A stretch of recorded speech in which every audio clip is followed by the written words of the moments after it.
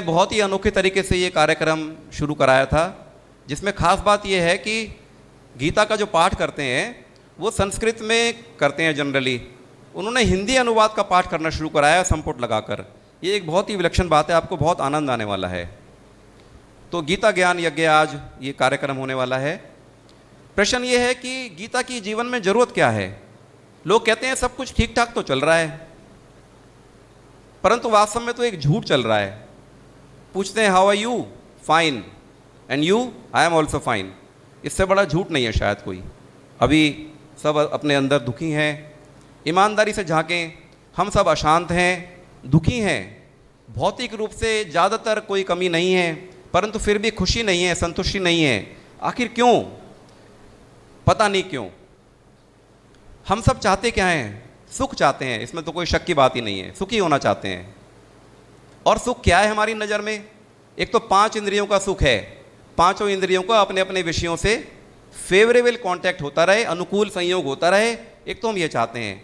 बाकी धन संपत्ति, परिवार, मित्र, कामनाओं की पूर्ति होती रहे, मान सम्मान, नाम, मन की होती रहे, ये हमारा सुख है। इसको हमने सोचा है कि यही हमें मिलता रहे। इसी सुख को हम जानते हैं। हालांकि ये जानते तो हैं कि ये भी इसमें दुख भरे हुए हैं, लेकिन हम विचार नहीं कर पाते हैं।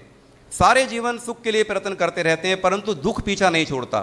एक प्रश्न उठता है, मैं पूछता हूँ लोगों से कि सुख के लिए तो सब प्रयत्न करते हैं तो सुख आता है, दुख जीवन में क्यों आता है? कभी विचार किया है दुख जीवन में क्यों आता है? दुख के लिए तो कोई प्रयत्न नहीं करता। सब कुछ ठीक ठाक भी चल रहा हो जीवन में तो डर बने रहते हैं, अनहोनी ना हो जाए। आजकल कॉम्पिटिटिव वर्ल्ड है, किसी से पीछे ना रह जाएं। और मृत्यु का डर, अपनी या अपनों की मृत्यु का डर, ये सबसे बड़ा डर है। और हम जानते हैं मृत्यु कभी भी हो सकती है, सदा मन की होती नहीं। अप्रिय घटनाएं घटती रहती हैं, अनेक बातों पर वश नहीं चलता, रोग होते रहते हैं, वृद्धावस्था आती है, इंद्रियां क्षीण हो जाती हैं, भोग भोगने की सामर्थ्य नहीं रहती, कामनाएं बनी रहती हैं, बड़ी दर्दनाक स्थिति होती है। और वृद्धावस्था में फिर उपेक्षा और अपमान भी होने लगते हैं। ये है जो संसारिक सुख के पीछे हम भाग रहे हैं, उसके पीछे की कहानी। तो क्या इन संसारिक सुखों के अलावा कोई और सुख होता है? होता होगा। हमने तो कसम खा रखी है कि हमें तो इसके अलावा कुछ बात सुनना नहीं है, कुछ मानना नहीं है, कुछ जानना नहीं है। बस इसी सुख की प्राप्ति कैसे हो, इस बारे में कुछ बात बताते हो तो बताओ। ये हमारी स्थिति चल रही है। भगवान क्या कहते हैं? भगवान कहते हैं सांसारिक सुख भी 3 प्रकार के हैं, एक सात्विक, राजसिक और तामसिक। सात्विक सुख क्या है? जिसमें अभ्यास से रमण होता है, एकदम नहीं आता सात्विक सुख। जैसे कि परमात्म विषयक बुद्धि से जो सुख होते हैं, जैसे हम आज ये सत्संग कर रहे हैं, कीर्तन करते हैं, ध्यान लगाने बैठे हैं, तो थोड़े समय बाद सुख आना शुरू होता है, इमीडिएटली नहीं आता। और ये सुख ऐसा है जो संसार के सारे दुखों से पार ले जाने की सामर्थ्य रखता है। और ये शुरू में तो लगता है विष की तरह और परिणाम में अमृत की तरह है। ये सात्विक सुख से हमारा कम परिचय है। हमारा जो परिचय है वो राजसिक सुख से है, जो सुख इंद्रियों और विषयों के संयोग से पैदा होता है। ये आरंभ में बहुत अच्छा लगता है और परिणाम में ये विष की तरह होता है। आपको गाजर का हलवा अच्छा लगता है, थोड़ा खाने के बाद थोड़ा और खा लिया, उसके बाद उल्टी आनी शुरू हो जाएगी। इसमें ये सामर्थ्य नहीं है कि हमेशा सुख दे सके, ये बाद में विष में परिवर्तित होगा। और यही सुख के पीछे हम भागते हैं। और तीसरा सुख है तामसिक सुख, पड़े रहने का। पड़े हैं, कोई कार्य नहीं कर रहे हैं, आलस्य में पड़े हैं, प्रमाद, करने योग्य कार्य भी नहीं कर रहे हैं, इसमें बुद्धि काम ही नहीं करती कोई, बस आलस्य प्रमाद का सुख। और भगवान कहते हैं कि जिस सुख में हम पड़े हुए हैं, राजसिक सुख जो है, हे कुंती नंदन, जो इंद्रियों और विषयों के संयोग से पैदा होने वाले भोग हैं, सुख हैं, वे आदि अंत वाले और दुख के ही कारण हैं। अतः विवेकशील मनुष्य उनमें रमण नहीं करता, ये भगवान कह रहे हैं। एक और सुख है इन तीनों सुख से पार, आत्यांतिक सुख, यानी कि सात्विक सुख से भी पार की बात है ये। अति इंद्रिय, इंद्रियों के सुख से पार की बात है। और बुद्धिग्राह्य मतलब बुद्धि, तामसिक सुख से भी पार की बात है। एक ऐसा सुख है, और वो क्या है? भगवान कहते हैं, छठे अध्याय का श्लोक है ये 22वां, जिस लाभ की प्राप्ति होने पर उससे अधिक कोई दूसरा लाभ अब मानने में भी नहीं आता। कोई संसार का सुख ऐसा नहीं है जो प्राप्त हो जाए और उससे आगे की इच्छा ना हो। जो मिल जाता है वो कम लगता है, उससे आगे चाहिए। लेकिन ये एक ऐसा सुख है जिसको अगर प्राप्त कर लिया, उसके बाद इससे बड़ा सुख कोई मानने में भी नहीं आएगा। और दूसरी खास बात, इसमें स्थित होने के बाद संसार की कोई भी बड़ी से बड़ी प्रतिकूल घटना घट जाए, अब दुखी नहीं कर सकती। अब दुखी होने का खाना खत्म हो चुका। ये वो सुख है जो प्राप्त हो सकता है।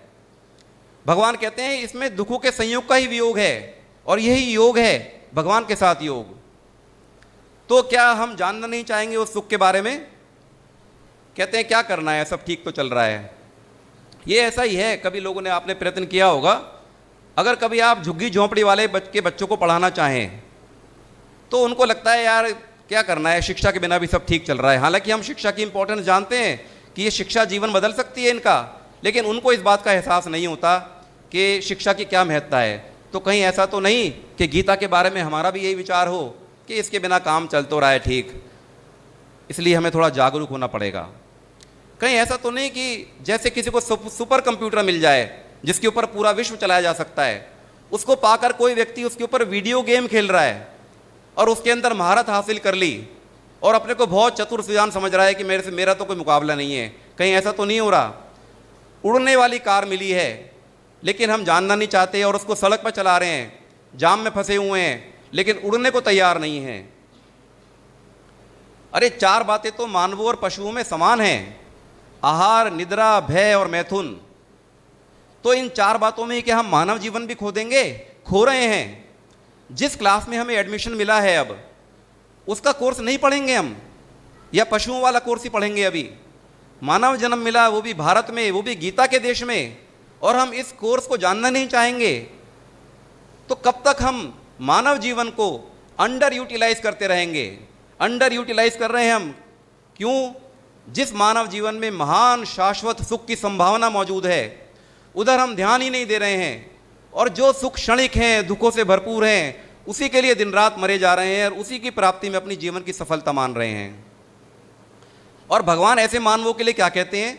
16वें अध्याय में भगवान कहते हैं कि ऐसे लोग कभी पूरी ना होने वाली कामनाओं का आश्रय लेकर दंभ, अभिमान, मद में चूर रहने वाले और अपवित्र व्रत धारण करने वाले मनुष्य मोह के कारण दुराग्रहों को धारण करके संसार में विचरते रहते हैं। वे मृत्यु पर्यंत रहने वाली अपार चिंताओं का आश्रय लेने वाले, कभी खत्म ही नहीं होती चिंताएं, पदार्थों का संग्रह, उनका भोग करने में लगे रहते हैं और कहते हैं जो कुछ है बस यही है, इसके अलावा कुछ सुनने को तैयार नहीं है। वे आशा की सैकड़ों फांसियों से बंधे हुए मनुष्य काम क्रोध के परायण होकर पदार्थों का भोग करने के लिए अन्यायपूर्वक धन संचय की चेष्टा भी शुरू कर देते हैं। ऐसे लोग, भगवान कहते हैं कि वो ऐसे मनोरथ करते हैं कि इतनी वस्तुएं तो हमने आ गई, इतनी और आनी है, और इतना धन हो गया, इतना और फिर हो जाए, ऐसी प्लानिंग चलती रहती है। और वो शत्रु तो हमने निपटा लिया, बाकी भी निपटा लेंगे, और हम तो बड़े बलवान, सुखी, भोग भोगने वाले हैं, समर्थ हैं, ये विचार चलता रहता है। तो इन ऐसे लोगों का हश्र क्या होता है? भगवान कहते हैं कामनाओं के कारण तरह तरह से भ्रमित चित्त वाले, मोह जाल में अच्छी तरह से फंसे हुए और पदार्थों और भोगों में अत्यंत आसक्त रहने वाले मनुष्य अल्टीमेटली भयंकर नरकों में गिरते हैं। ये गति होती है उनकी। तो फिर क्या करें? नरकों में तो नहीं जाना। तो विचार करें, क्या संसार के अलावा कुछ बात है ही नहीं? क्या जो कुछ हमारी 5 इंद्रियों से पकड़ में आता है उसके अलावा कुछ नहीं है और होने की संभावना भी नहीं है? क्या जन्म से पहले और मृत्यु के बाद कुछ भी नहीं बचता? हम भी नहीं बचते, सब कुछ समाप्त हो जाता है मृत्यु के साथ। क्या हम ये बात पूरे विश्वास से जान चुके हैं? नहीं, हम केवल आइडिया लगाते हैं, अरे नहीं कुछ नहीं होता उसके बाद, ऐसा करते हैं। फिर अगर ऐसा है, अगर मृत्यु के बाद कुछ भी नहीं रहता, तो मेरे प्रश्न है कुछ, क्यों कोई गरीब घर में जन्म लेता है और कोई क्यों राजा के यहाँ जन्म लेता है? क्या इसके पीछे कोई विज्ञान नहीं है? ये वैसे ही बाई चांस अलप तलप चल रहा है? कोई मानव बन जाता है, कोई पशु बन जाता है। आखिर पशु क्यों बनता है? कोई स्वर्ग चला जाता है, कोई नरक चला जाता है। तो क्या ये सब तीर तुक्का चल रहा है? जिस सृष्टि में समय पे सूरज निकल रहा है, चंद्रमा निकल रहा है, पूरी व्यवस्था बनी हुई है, वहां जन्म मरण के बारे में तुक्का चल रहा है, ऐसा सोचते हैं हम। तो क्या शरीर की मृत्यु के बाद भी हम होते हैं? क्या मृत्यु के बाद भी कुछ बचता है? यात्रा चलती है? भगवान क्या कहते हैं इस बारे में? जब अर्जुन को मोह हो गया अपने बंधुओं को देखकर सामने कि मैं अपने दादाजी को, अपने गुरुजनों को कैसे मारूंगा, युद्ध करने आया था और कर्तव्य भूल गया, मोह में चला गया। वो कहने लगा मैं इनको नहीं मारूंगा, ये मर जाएंगे, इनके मरने के बाद मुझे भी नहीं जीना। तो भगवान कहते हैं अरे क्यों हाय हाय कर रहा है भाई, कोई नहीं मरने मराने वाला है। वो कहते हैं किसी काल में मैं नहीं था और तू नहीं था, यानी कि मृत्यु से पहले, जन्म से पहले, और ये राजा लोग नहीं थे, यह बात नहीं है। और इसके बाद भविष्य में हम सभी नहीं रहेंगे, यह बात भी नहीं है, मतलब रहने वाले हैं मृत्यु के बाद भी और जन्म से पहले भी। हे भारत, सभी प्राणी जन्म से पहले अप्रकट थे और मरने के बाद फिर अप्रकट हो जाएंगे, केवल बीच में ही प्रकट दिखते हैं। तो इसमें शोक करने की बात ही क्या है? भगवान समझा रहे हैं अर्जुन को। कहते हैं मनुष्य जैसे पुराने कपड़ों को छोड़कर दूसरे नए कपड़े धारण कर लेता है, ऐसे ही देही पुराने शरीर को छोड़कर नए शरीरों में चला जाता है। तो ये कहना कि बाद में कुछ क्या पता क्या होगा, भगवान ने और पूरे साइंस बता रखी है कौन कहाँ जाएगा। जो सत्व गुण में स्थित है, सात्विक है, वो मनुष्य ऊर्ध्वलोक में जाते हैं, ब्रह्मलोक, स्वर्ग आदि। और जो रजोगुण में है वो फिर मनुष्य लोक में आ जाएंगे, और जो निंदनीय तमोगुण में है वो फिर अधो गति में जाएंगे, पशु योनि वगैरह आदि मिलेगी उनको। और भगवान कहते हैं कि ब्रह्म लोक तक के कोई भी लोग चले जाएं, वो सब पुनरावर्ती हैं और लौट के संसार में आना ही पड़ेगा। परंतु हे कौन्ते, मुझे प्राप्त अगर हो गया फिर पुनर्जन्म या तो ये आना जाना बंद हो जाएगा। ये भगवान सारा विज्ञान समझा रहे हैं, लेकिन हम विचार नहीं करना चाहते। अरे अगर शरीर की मृत्यु के बाद भी हम रहने वाले हैं और यात्रा चल रही है, तो आगे कैसी गति होगी इस पर हम विचार भी नहीं करना चाहते। इतनी लापरवाही से हम जीवन जिएंगे। विदेश भी जाते हैं तो 1 महीना तैयारी में लगा देते हैं, परंतु हमने कसम खा रखी है कि मृत्यु के बाद की यात्रा के लिए दुनिया से बिना तैयारी के अचानक जाएंगे, रोते पीटते, ऐतरप्त, दुखी, पश्चाताप की अग्नि में जलते हुए और रोते हुए। हाँ, ना हमें स्वयं कुछ मालूम है, ना हमने कोई अध्ययन किया है, और ना हम सुनना चाहते हैं। और हमारे प्रश्न क्या होते हैं? अरे क्या पता भगवान है कि नहीं है, क्या प्रमाण है भगवान होने का? अच्छा ये बताओ। अरे भाई, ये दुनिया, ये जो जीवन है, ये प्रमाण से नहीं चलता, ये श्रद्धा विश्वास से चलता है। प्रमाण तो इस बात का भी नहीं है कि मेरे पिता कौन है। ये बात पूरी श्रद्धा विश्वास की बात है। क्या किसी ने अपने पिता का डीएनए टेस्ट कराया है पता लगाने के लिए, प्रमाण के लिए? नहीं कराया, क्योंकि जरूरत नहीं है। तो अपने पिता का प्रमाण नहीं है और सृष्टि के पिता का प्रमाण हम चाहते हैं। भगवान का प्रमाण अंदर से होता है, बाहर से ना भी हो। बाहर से संसार की नश्वरता का प्रमाण तो है, ये तो मालूम है कि संसार नष्ट हो रहा है और हम नष्ट होंगे, एक दिन मरेंगे। कोई जीवन में क्या बनेगा ये अनिश्चित है, परंतु जो पैदा हुआ इसकी मृत्यु होगी ये निश्चित है। तो ये नश्वरता तो हम जानते हैं। और भगवान स्वयं अपने बारे में प्रमाण दे रहे हैं, परंतु हम मानेंगे उनकी बात? ईसा मसीह भगवान के पुत्र कहे जाते हैं, सन ऑफ गॉड। मोहम्मद साहब भगवान के संदेशवाहक कहे जाते हैं, मैसेंजर कहा जाता है उनको। एक कृष्ण भगवान हुए हैं जिन्होंने अपने मुख से गीता में घोषणा की है कि मैं ही भगवान हूं। हम सुनेंगे उनकी बात?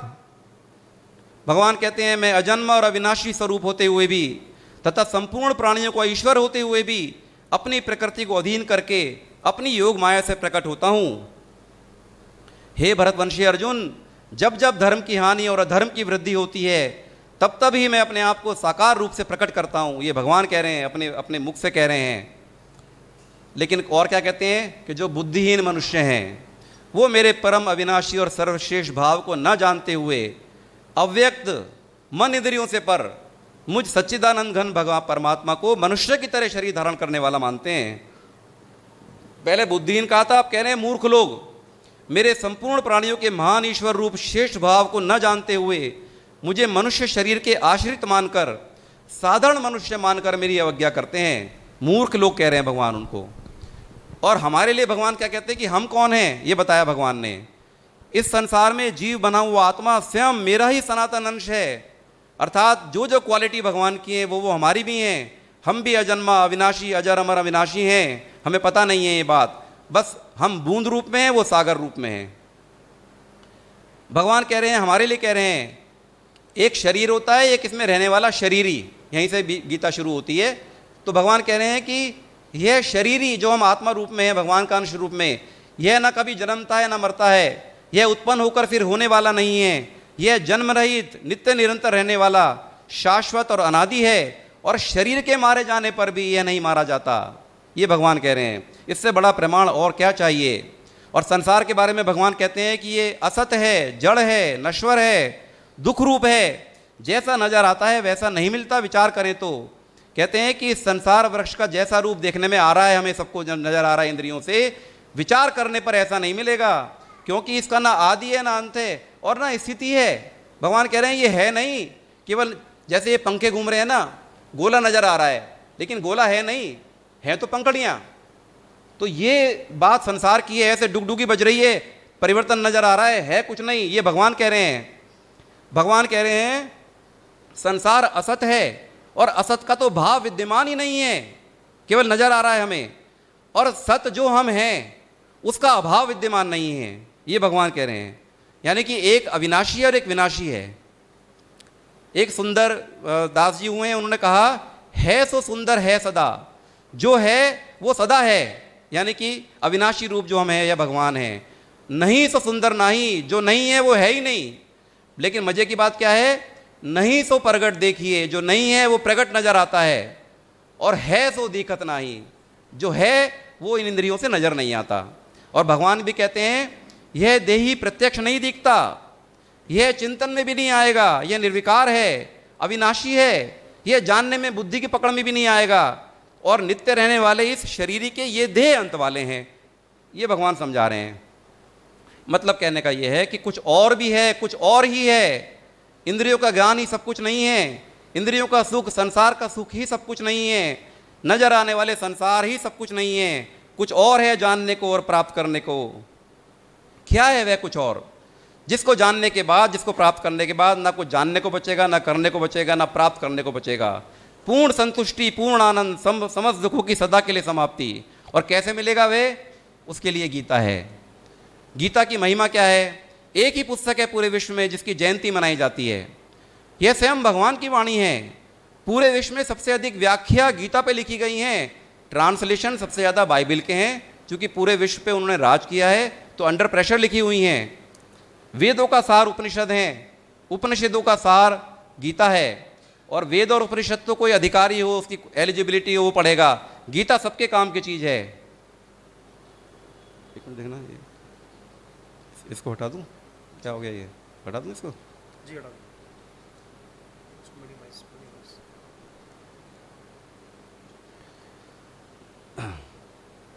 अनेक विद्वान हुए हैं, विदेशी विद्वान, उनकी लिस्ट है ये, मैं नाम नहीं ले रहा हूं अभी, जो गीता की महिमा गा रहे हैं मुक्त हृदय से।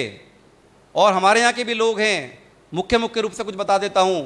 आइंस्टाइन, पूरे विश्व के महानतम वैज्ञानिक, वो कहते हैं जब भी भगवत गीता के से मैं पढ़ता हूँ कि संसार की उत्पत्ति कैसे हुई है, बाकी सारी बातें बेकार नजर आती हैं, और मैं सारे अपने जीवन में इंस्पिरेशन गीता से लेता हूँ। ये हैं रॉबर्ट ओपेनहाइमर, एटॉमिक विस्फोट के जनक।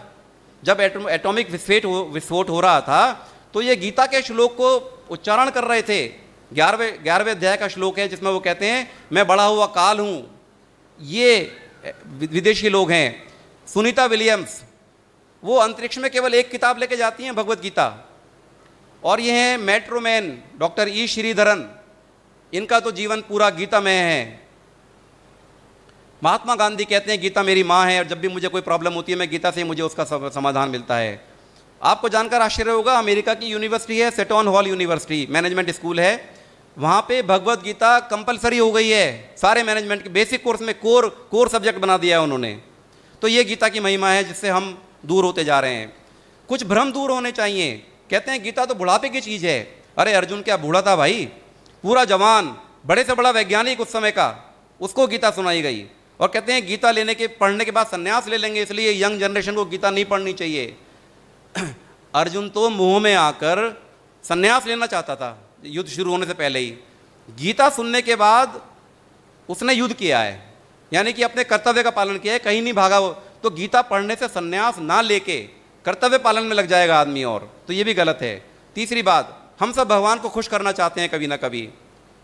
जन्माष्टमी आती है, व्रत रखते हैं।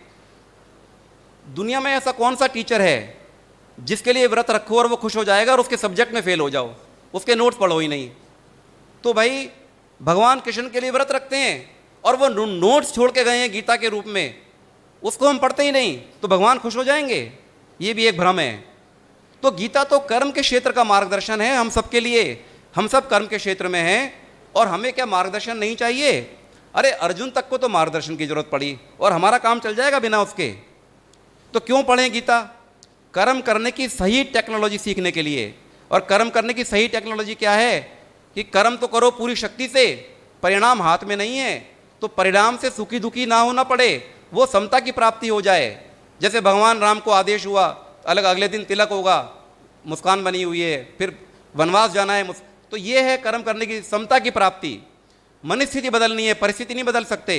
अज्ञान के नाश के लिए कि सारे दुखों की जड़ जो है वो अज्ञान है। समस्त दुखों से सदा के लिए मुक्ति के लिए, समस्त भय से मुक्ति के लिए और आनंद की प्राप्ति के लिए। कोई मरना नहीं चाहता, सत्य चाहते हैं सब, होनापन। मूर्ख रहना कोई नहीं चाहता, ज्ञान सब चाहते हैं, चित्त चाहते हैं और आनंद तो चाहते हैं, दुख तो कोई चाहता नहीं। तो वास्तव में हम चाहते हैं सच्चिद आनंद, परंतु भूल से ये सब बातें हम चाहते हैं संसार से, जो सच्चिदानंद का उल्टा है, असत, जड़ और दुख रूप है। हम शरीर से अमर होना चाहते हैं, ये संभव ही नहीं है भाई। बुद्धि से केवल ज्ञान चाहते हैं, वो भी संभव नहीं है जो असली ज्ञान है। और इंद्रिय सुख चाहते हैं, वो भी दुख देगा। आखिर संसार से हमारी तृप्ति क्यों नहीं हो सकती? क्योंकि हम हैं तो सच्चिद आनंद रूप और संसार है असत, जड़ और दुख रूप। तो सच्चिद आनंद की तृप्ति असत, जड़, दुख से कैसे होगी? हो ही नहीं सकती। सारा संसार कोशिश कर ले, नहीं हो सकती। यही कारण है कि संसार का जो सबसे संपन्न देश है अमेरिका, वहाँ सबसे ज़्यादा डिप्रेशन और आत्महत्याएं हैं। आखिर क्यों? संसार तो पूरा मिला उनको, क्योंकि उससे बात नहीं बनेगी। एक प्रश्न है कि आखिर हम आनंद चाहते क्यों हैं? क्यों चाहते हैं हम अमर होना? क्यों चाहते हैं हम ज्ञान? क्योंकि हम हैं। केवल भूल से हमारी दृष्टि बाहर के जगत पे चली गई है, जहाँ अपूर्णता है। हम पूर्ण हैं, तो पूर्णता के बिना हमारी संतुष्टि हो ही नहीं सकती। सारा संसार मिलकर संतुष्टि नहीं कर सकता। यही तो कारण है कि महावीर ने, बुद्ध ने, मीरा ने आखिर राजपाट संसार को क्यों छोड़ा? हो सकता है कोई गलती कर दी हो, तो हम उनको पूजने क्यों लगे? ये कारण है। तो सच्चिदानंद की प्राप्ति ही संभव है, और यही मानव जीवन का वास्तविक और एकमात्र उद्देश्य है। और ये कैसे होगा? भगवान कहते हैं मेरा आश्रय लेने वाला। अब भगवान शरीर रूप में तो इस समय नहीं है, व्यक्त रूप में है तो सभी जगह, लेकिन गीता है। गीता और भगवान, संत कहते हैं एक ही बात है, भगवान ही है गीता के रूप में। तो कहते हैं मेरा आश्रय लेने वाला भक्त सदा सब कर्म करता हुआ भी मेरी कृपा से शाश्वत अविनाशी पद को प्राप्त हो जाता है। भगवान का आश्रय, गीता का आश्रय लेना होगा हम सबको। संपूर्ण धर्मों का आश्रय छोड़कर तू केवल मेरी शरण में आ जा, मैं तुझे संपूर्ण पापों से मुक्त कर दूंगा, चिंता मत कर। तो गीता की, भगवान की शरण में चले जाएं, सारी समस्याओं का समाधान हो जाएगा। गीता से क्या होगा? दो बातों का विवेक जागेगा। एक तो शरीरी का विवेक, ये बहुत सबसे पहली बात है। ये शरीर अलग है, इसमें रहने वाला शरीर ही अलग है। एक सत असत का विवेक, ये संसार, ये शरीर, ये सब असत है और हम सत हैं, ऐसे जड़ चेतन का विवेक, ये बहुत जरूरी। जब तक ये नहीं जागेगा तो पता ही नहीं चलेगा। दूसरा कर्तव्य का विवेक, दुनिया की सारी परिस्थितियों में हमें, हमारे लिए क्या कर्तव्य है, ये विवेक जाग जाएगा गीता पढ़ने से। तीसरा निष्काम भाव, सारे दुखों की जड़ कामनाएं हैं। जब तक सकाम भाव से कामनाओं की पूर्ति के लिए हम प्रयत्न करते रहेंगे, जीवन जीते रहेंगे, दुख नहीं जाएगा। निष्काम भाव आ जाएगा गीता के पढ़ने से। और चौथा है अनन्य भाव, प्रकट हो जाएगा कि यहाँ सब कुछ एक भगवान की लीला है, वासुदेव सर्वम, भगवान के अलावा कुछ है ही नहीं। तो गीता पढ़ने से विवेक जागेगा। विवेक का अर्थ हो गया ज्ञान, ज्ञान योग। कर्म के बारे में ज्ञान मिलेगा, वो कर्म योग हो गया। और अनन्य भाव जाग जाएगा, वो भक्ति। तीनों योग की पूर्णता हो जाएगी। अर्जुन ने जब गीता सुन ली तो क्या कहता है अर्जुन? हे अच्युत, आपकी कृपा से मेरा मोह नष्ट हो गया मोह नष्ट गीता सुनने मात्र से, और मैंने स्मृति प्राप्त कर ली है, याद आ गया मैं कौन हूँ, और मैं संदेह रहित होकर अब स्थित हूँ, अपने आपे में स्थित हूँ, और अब मैं आपकी आज्ञा का पालन करूँगा। तो हम सब भी गीता की आज्ञा का पालन करना शुरू कर दें। यह मानव जन्म अति दुर्लभ है, देवता भी तरसते हैं इसके लिए। समस्त ब्रह्मांडों की जो अंतिम सिद्धि है, भगवत प्राप्ति कहें, आत्म साक्षात्कार कहें, मैं कौन हूँ ये पता चल जाए, यह इसी शरीर में संभव है। तो इस बार ना चूक जाएं, अभी समय बचा हुआ है। क्योंकि 4 पुरुषार्थ हैं, 2 ही नहीं है। हम सारा जीवन अर्थ और काम में लगाते हैं, धन और कामनाओं की पूर्ति, लेकिन पुरुषार्थ तो 4 हैं, धर्म, अर्थ, काम और मोक्ष। जब तक मोक्ष की यात्रा नहीं होगी, मोक्ष की और प्रगति नहीं होगी, दुख नहीं जाएगा। यानी कि अभ्युदय और निश्रेयस, सांसारिक उन्नति और आध्यात्मिक उन्नति, लोक और परलोक दोनों चाहिए। तो आइए गीता पाठ करते हैं, गीता के भावों का चिंतन करें, मनन करें, गीता को जीवन में लाएं, मानव जीवन को सच्चे अर्थों में पूर्ण, सफल और सार्थक करें। ओम तत्सत।